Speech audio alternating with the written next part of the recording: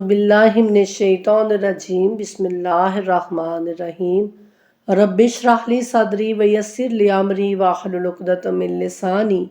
यफ़क़हू क़ौली वजअल ली वज़ीरम मिन अहली अल्लाहुम्मा सल्लि अला मुहम्मद व आलि मुहम्मद व बारिक वसल्लिम वसल्लिमु तस्लीमा। सूरह आले इमरान पारा नंबर 3 और आयत नंबर 89 तक हम पढ़ चुके थे। इससे आगे अपने सबक का आगाज़ करते हैं। अल्लाह फरमाते हैं कि इन्ना बेशक अल्लाज़ीना जो लोग काफ़रू काफिर हो गए बाद में ईमानहिम अपने ईमान सुम्मा फिर अज़दादु बढ़ते गए कुफरन कुफर में लन तुकबाला हरगिज़ न कबूल की जाएगी तौबातुहुम उनकी तौबा व उलाइका और वही लोग हुमुज़्ज़ालून वो गुमराह हो गए, उन्होंने अपने रास्ते को खो दिया। बेशक जिन लोगों ने कुफ्र किया और अपने ईमान के बाद फिर वो अपने कुफ्र में बढ़ते ही चले गए तो उनकी तौबा हरगिज़ कबूल नहीं की जाएगी और वो तो यकीनन गुमराहों में से हैं। पीछे किन लोगों का जिक्र हो रहा था। अल्लाह सुब्हान तआला फरमा रहे थे कि जिन लोगों ने कुफ्र कर लिया ईमान लाने के बाद फिर उसके बाद उन्होंने तौबा कर ली और अपनी इस्लाह कर ली तो अल्लाह को वो गफूरुर रहीम पाएंगे। और इस आयत में अब उन लोगों का जिक्र हो रहा है कि जिनकी तौबा कबूल नहीं की जाएगी, अगरचे ये भी वही लोग होंगे जिन्होंने ईमान के बाद कुफ्र अख्तियार किया होगा, लेकिन इनकी ख़ास बात जो अल्लाह ताला बता रहे हैं कि ये अपने कुफ्र में बढ़ते ही चले गए, यानी इनको कभी ख्याल ही नहीं आया तौबा करने का, अपने रब के सामने जो है वो अपनी गुनाहों का इकरार करने का, अपनी इस्लाह करने का, तो फिर अल्लाह ताला इनकी तौबा को कबूल नहीं करेंगे क्योंकि ये अपने उसी गुनाहों में बढ़ते चले जाएंगे, गुनाह पे गुनाह करते चले जाएंगे। तो इसलिए हमें ये देखना चाहिए कि जब हम गुनाह कर रहे होते हैं ना, हम अल्लाह की नाफरमानियाँ कर रहे होते हैं और हम पर कोई मुश्किल नहीं आती, हम पर कोई मुसीबत नहीं आती, तो हमें ये नहीं कि बस हम समझें कि बस हम तो शायद कोई अच्छे काम कर रहे हैं तो इसलिए अल्लाह की जानिब से यानी हम पर कोई आफत नहीं आ रही है। इसका मतलब ये होता है कि अल्लाह ताला ने हमारी रस्सी को ढील दे दी है। और अल्लाह फरमाते हैं खुद कुरान में कि फिर मैं उनकी रस्सी को ढील दे देता हूँ, उन्हें छोड़ देता हूँ उनके हाल पर कि जाओ जो करना है कर लो, आखिर लौट कर तो मेरे ही पास आना है। तो इसलिए इंसान को अल्लाह की नाफरमानियाँ करते हुए ये सोचना चाहिए कि कहीं ऐसा ना हो कि मेरा रब मुझसे नाराज़ हो जाए और मुझे वो अपने हाल पर छोड़ दे। रसूलुल्लाह सल्लल्लाहु अलैहि वसल्लम ये दुआ किया करते थे कि या अल्लाह एक लम्हे के लिए भी मुझे मेरे हाल पर ना छोड़। तो आपकी बीवी जनाब आयशा रज़ी अल्लाह ताला अन्हा फरमाती हैं कि या रसूल अल्लाह आप इस तरह की दुआ क्यों कर रहे हैं, आप तो अल्लाह के हबीब हैं, अल्लाह के रसूल हैं, अल्लाह के प्यारे हैं। तो फिर आपने फरमाया कि आयशा मैं क्यों ना अपने रब से वो दुआ करूं कि या अल्लाह मुझे तो एक लम्हे के लिए भी अपने हाल पर न छोड़ना, बल्कि मुझ पर अपना करम अपना फजल हमेशा बनाए रखना। क्योंकि जनाब यूनुस अलैहिस्सलाम को कहा जाता है कि उनको एक लम्हे के लिए अल्लाह सुब्हाना ताला ने उनके हाल पर छोड़ा था और उनसे फिर वो यानी हो गया कि वो मछली के पेट में उनको रहना पड़ा, उस तीन अंधेरों में उनको रहना पड़ा। पहला अंधेरा जो मछली के पेट का अंधेरा था, दूसरा अंधेरा पानी का अंधेरा था, समंदर के अंदर का अंधेरा था, और तीसरा अंधेरा जो है वो यानी जो रास्ता खो जाता है। वो नबी थे, अंबिया थे वो, लेकिन उनसे भी ये काम हो गया कि उन्होंने ये कहा कि बस अब इन पर तो अज़ाब आने वाला है मेरी कौम पर, तो मैं इनको छोड़ के चला जाता हूँ।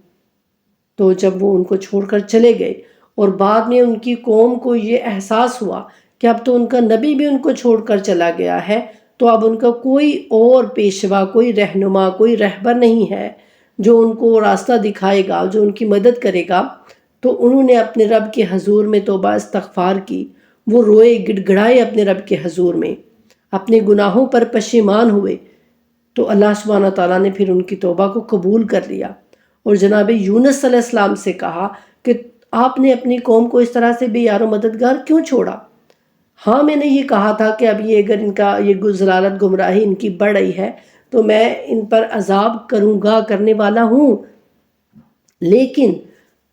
میرا وہ حکم آنے تک آپ کو ان کے درمیان ہی رہنا چاہیے تھا، آپ ان کو چھوڑ کر کیوں چلے گئے؟ تو وہ ایک نبی تھے، تو نبی کی اتنی سی وہ بات بھی اللہ تعالیٰ کو پسند نہیں آتی ہے کہ وہ اللہ تعالیٰ کے حکم سے سرتابی کریں۔ تو اس لیے میں اپنے رب سے ہمیشہ یہ دعا مانگتا ہوں کہ اللہ مجھے ایک لمحے کے لیے بھی اپنے حال پر نہ چھوڑنا۔ تو ہم گنہگار کس قابل ہیں؟ ہم کیا چیز ہیں؟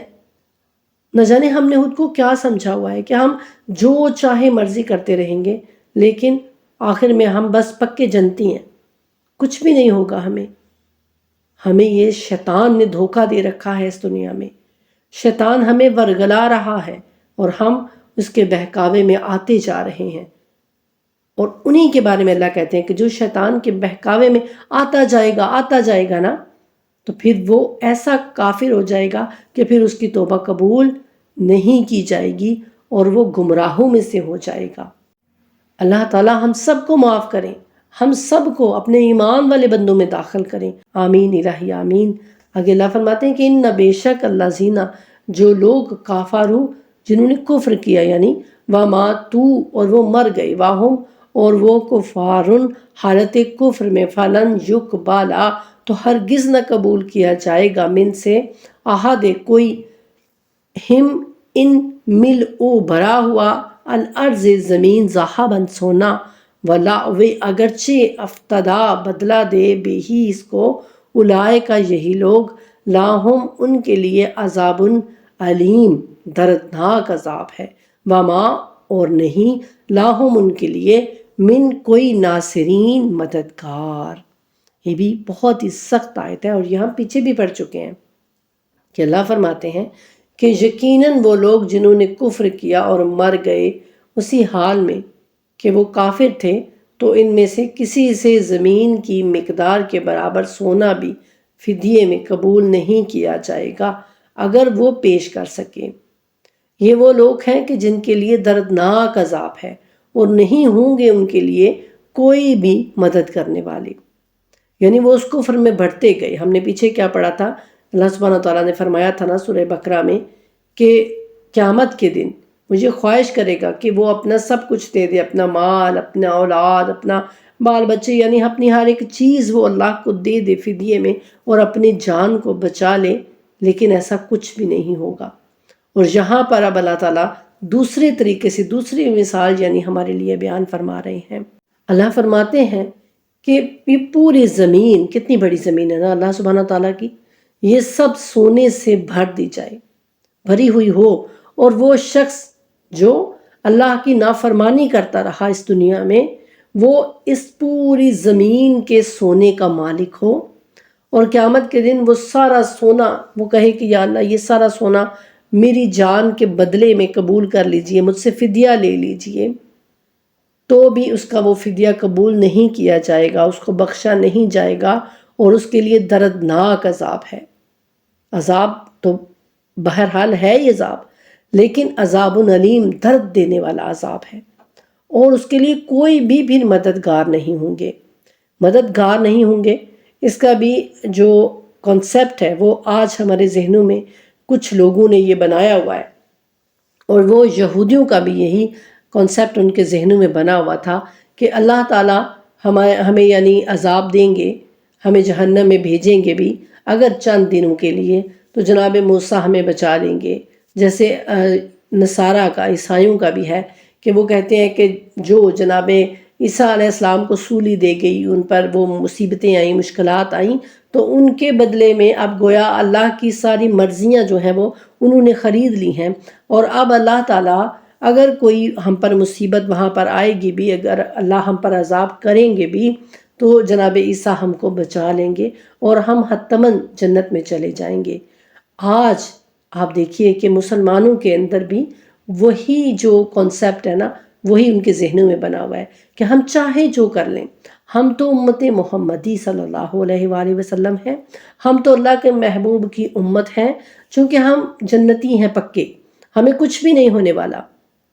آپ دیکھیے بعض ایسی یعنی کتابوں میں وہ کچھ اس طرح سے لکھا ہوا ہے، اور شاید وہ اس طرح سے کچھ کہتے ہیں کہ وہ جی جنت جب اللہ تعالیٰ ہمیں جہنم میں بھیجیں گے بھی تو رسول اللہ صلی اللہ علیہ وآلہ وسلم وہ جہنم میں اپنا پاؤں جو ہے وہ لٹکا دیں گے، تو اللہ تعالیٰ پھر جہنم کو جو ہے وہ ٹھنڈا کریں گے اور ہم سب کو وہ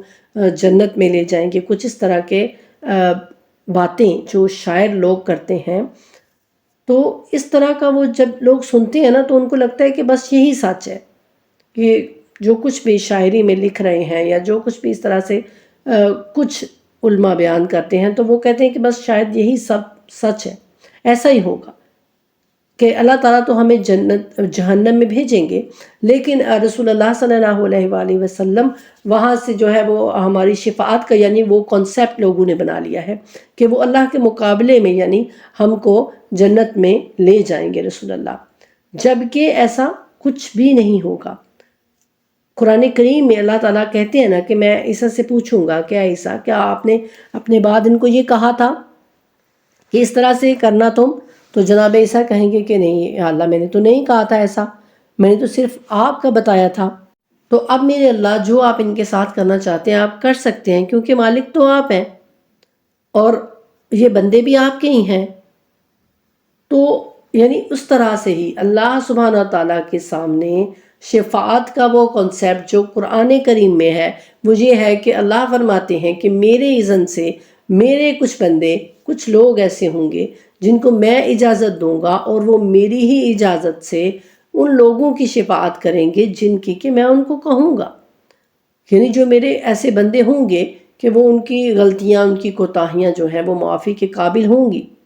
ان کی شفاعت کی جائے گی۔ ایسا نہیں ہوگا کہ ہم دنیا میں اپنی ہٹ درمی پر ڈٹے رہیں، ہم اللہ کی اور رسول کی نافرمانیاں کرتے جائیں اور ہمارے اندر ہمارا ذہن مطمئن ہو کہ بس ہم نے جنت میں چلے جانا ہے، ہمارے ساتھ کچھ بھی نہیں ہوگا، دوزخ کا تصور بھی ہمارے اندر نہ ہو کہ جہنم ہے کیا۔ تو ان لوگوں کی پھر اللہ فرماتے ہیں کہ ان لوگوں کی کوئی مدد نہیں کی جائے گی، وہ ہرگز یہ تصور نہ رکھیں دنیا میں، وہ ہرگز جہنم کو بھولے نہ رہیں اس دنیا میں۔ جو اس دنیا میں جہنم کو بھول جائے گا نا تو گویا اس نے اللہ کے عذاب کو، اللہ کے ڈر اور خوف کو بھلا دیا کہ اللہ کا ڈر اور خوف کچھ ہے ہی نہیں۔ اور اللہ کہتے ہیں کہ میں عبادت بھی اس کی قبول کرتا ہوں جو متقی ہوتا ہے، جس کے اندر تقوی ہوتا ہے، جو اللہ کا خوف رکھتا ہے، اللہ سے ڈر ڈر کے کام کرتا ہے، اس کو اپنی عبادت پر فخر نہیں ہوتا، بلکہ وہ جو بھی کرتا ہے نا وہ کہتا ہے یا اللہ میں تو بس اسی کے لائق تھا، میں نے تو جو کر دیا وہ کر دیا، لیکن حقیقت میں تیری بندگی کر ہی نہیں سکتا، میں تیری حمد بیان کر ہی نہیں سکتا، میں تیرا شکر کر ہی نہیں سکتا۔ اے اللہ میں کس کس کام پر آپ کا شکر کروں؟ اپنی صحت پر کروں، اپنی تندرستی پر کروں، آپ نے مجھے نیک صالح اولاد عطا کی اس پر کروں، آپ نے مجھے بہترین شوہر دیا اس پر کروں، آپ نے مجھے بہترین گھر دیا اس پر کروں، اے اللہ میں کس کس بات پر آپ کا شکر ادا کروں؟ تو وہ بندہ پھر کامیاب ہو جاتا ہے جب ہم یہ اپنے ذہن میں سوچتے ہیں کہ اللہ ہم آپ کی بندگی کا حق ادا نہیں کر سکتے، ہم آپ کا شکر نہیں کر سکتے، اے اللہ ہم چاہے جتنے بھی سجدے کر لیں لیکن پھر بھی ہم آپ کا اس طرح سے سجدہ ادا نہیں کر سکتے کہ جس سجدے کے آپ لائق ہیں، تو وہ انسان پھر انشاءاللہ کامیاب ہو جائے گا۔ لیکن جو اس دنیا میں اپنی نفسانی خواہشات کے پیچھے چلتا رہے گا اور اللہ اور رسول کی نافرمانیاں کرتا چلا جائے گا اور پھر یہ یقین رکھے گا کہ میں جو یہ چند نمازیں پڑھ رہا ہوں نا، جو یہ چند روزے رکھ رہا ہوں تو مجھے اللہ اور اس کے رسول کی شفاعت نصیب ہو جائے گی، میں کامیاب ہو جاؤں گا، میں جنت میں چلا جاؤں گا، تو انہیں کے بارے میں اللہ فرماتے ہیں کہ ان کی کوئی مدد بھی نہیں کی جائے گی۔ یہ عقیدہ یہود و نصارہ کا تھا جو اللہ سبحانہ تعالیٰ ہمیں بار بار قرآن کریم میں بتاتے ہیں اور پھر مثالیں دے دے کے سمجھاتے ہیں کہ دیکھو ان کا یہ عقیدہ تھا، میں نے ان کو یہ کہا کہ تمہاری خواہشات کے مطابق کچھ بھی نہیں ہوگا، تو تم سنبھل جاؤ میرے بندو، اسی دنیا میں سنبھل جاؤ، کیونکہ ابھی تمہارے پاس مہلت ہے، ابھی تمہارے پاس ٹائم ہے، خود کو سدھار لو۔ یہ کہنا چاہتے ہیں اللہ تعالیٰ ہم سے، اور ہمیں بھی ہر وقت یہ دعا کرنی چاہیے کہ یا اللہ بس ہم پہ اپنا رحم، اپنا کرم یوں ہی بنائے رکھیو،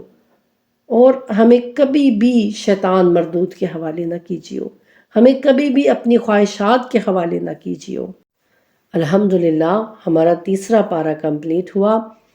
اور اب آگے چوتھا پارہ ہمارا شروع ہوگا، سورہ آل عمران ہی چلے گی۔ اللہ سبحانہ تعالیٰ فرما رہے ہیں چوتھے پارے کے سٹارٹ سے ہی، لن تنالو، تم ہرگز نہ پہنچو گے، البرا، نیکی، حتیٰ، جب تک، تنفقو،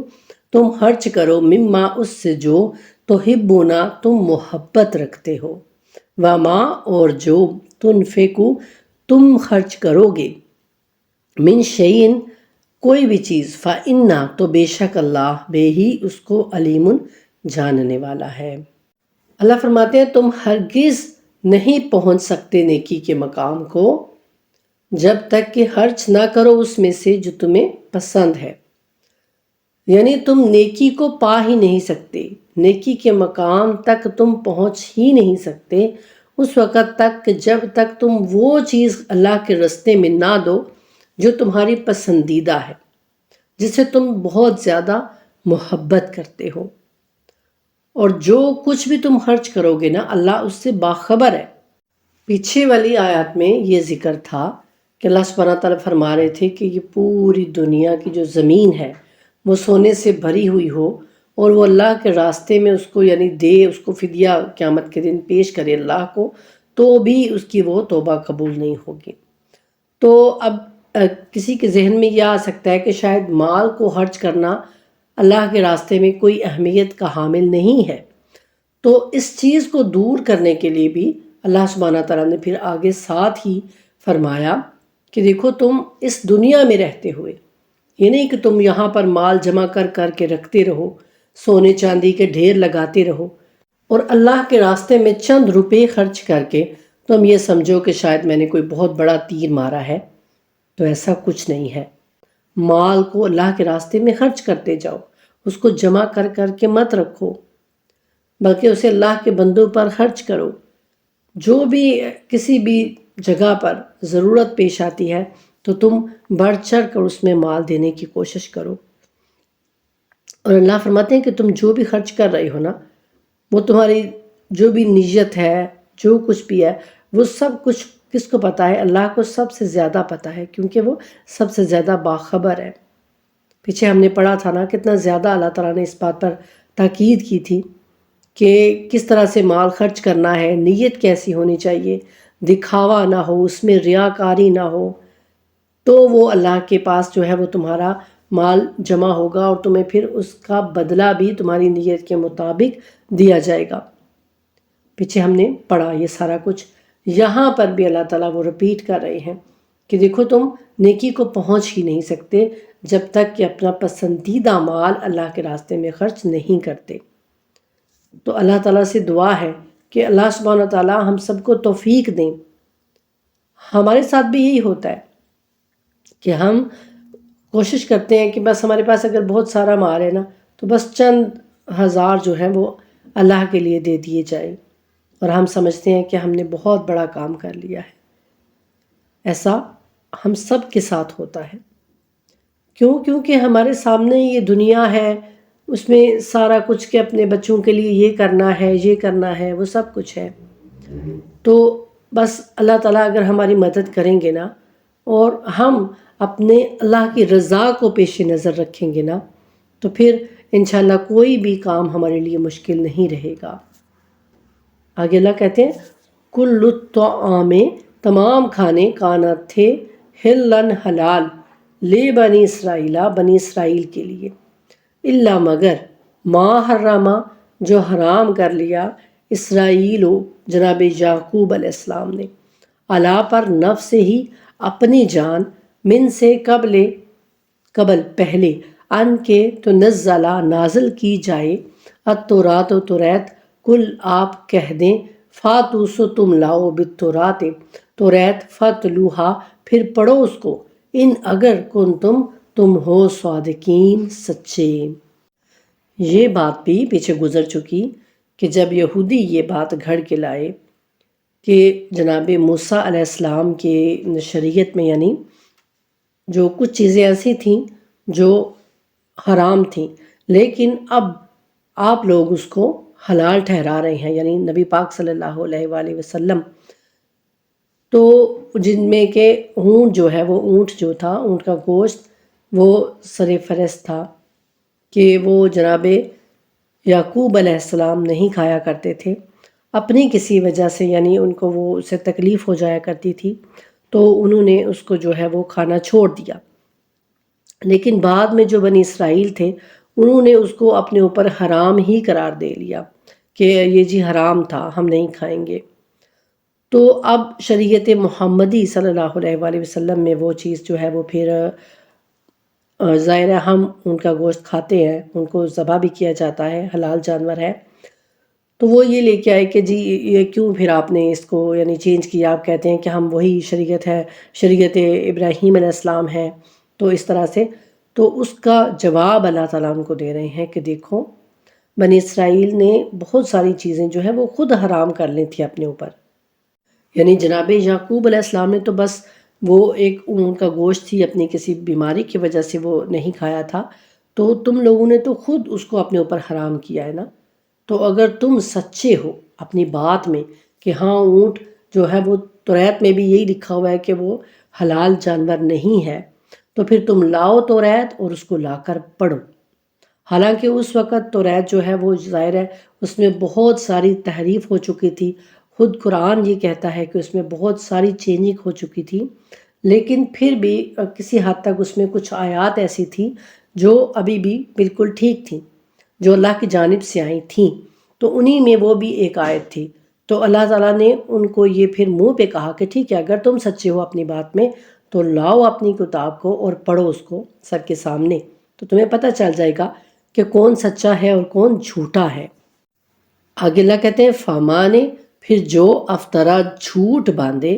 افطرا باندھے، جھوٹ افطرا بھی جھوٹ کی ہی ایک قسم ہے، اللہ پر اللہ الکاذبہ جھوٹ، من بعد ذالے کا اس فاولائے کا تو وہی لوگ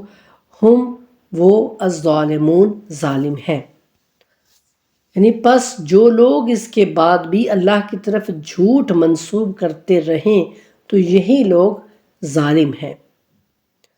یعنی انہیں سب کچھ پتہ چل گیا، ان کی توریت میں یہ لکھا ہوا ہے، انہوں نے پڑھا ہوا ہے، لیکن جان بوجھ کر وہ اس طرح کی کڑ حجتیاں کر رہی ہیں، اللہ پر جھوٹ باندھتے ہیں، افترا باندھتے ہیں، تو اللہ فرماتے ہیں کہ پھر یہی لوگ ہیں جو ظالم ہیں۔ کل صدق اللہ اے رسول صلی اللہ علیہ وآلہ وسلم، آپ ان سے یہ کہہ دیں کہ سچ فرمایا اللہ نے، فتابعوا اب پیروی کرو، ملتا دین ابراہیم حنیفاً حنیف، وما اور نہ کانا تھے من سے مشرکین شرک کرنے والے، کہ اے رسول صلی اللہ علیہ وآلہ وسلم آپ ان سے کہہ دیجئے کہ اللہ نے جو کچھ فرمایا ہے وہ سچ فرمایا ہے، یعنی چاہے وہ توریت میں ہے، چاہے انجیل میں ہے، چاہے قرآن میں ہے، جو کچھ بھی اللہ سبحانہ تعالیٰ کی جانب سے آیا ہے وہ سچ ہے، تو پس تم پیروی کرو ملت ابراہیم کی جو یکسو تھے، یعنی ملت ابراہیم تم جانتے ہو، تم جان بوجھ کر یہ ایسا کر رہے ہو، تم حقیقت میں سمجھتے ہو کہ جناب ابراہیم علیہ السلام کی ملت، ان کی وہ ساری شریعت کیا تھی، تو تم یکسو ہو کر ایک ہو کر اللہ کی پیروی کرو، اور وہ مشرکین میں سے نہیں تھے، یعنی جناب ابراہیم علیہ السلام کی اللہ تعالیٰ تعریف کر رہے ہیں کہ وہ شرک کرنے والے نہیں تھے، وہ اللہ کی بات کو مانتے تھے، اللہ کے ساتھ وہ اپنی خواہشات کی پیروی نہیں کرتے تھے۔ آج کا ہمارا سبق اتنا ہی، آپ سے اجازت چاہتی ہوں، اپنا بہت سارا خیال رکھیے گا، دعاؤں میں ایک دوسرے کو یاد رکھیے گا، وَمَا عَلَيْنَا إِلَّا الْبَلَاغُ الْمُبِينُ، اللہم صلی علی محمد وآل محمد وعجل فرجہم وفرجنا بہم برحمتک یا ارحم الراحمین، آمین ثم آمین یا رب العالمین۔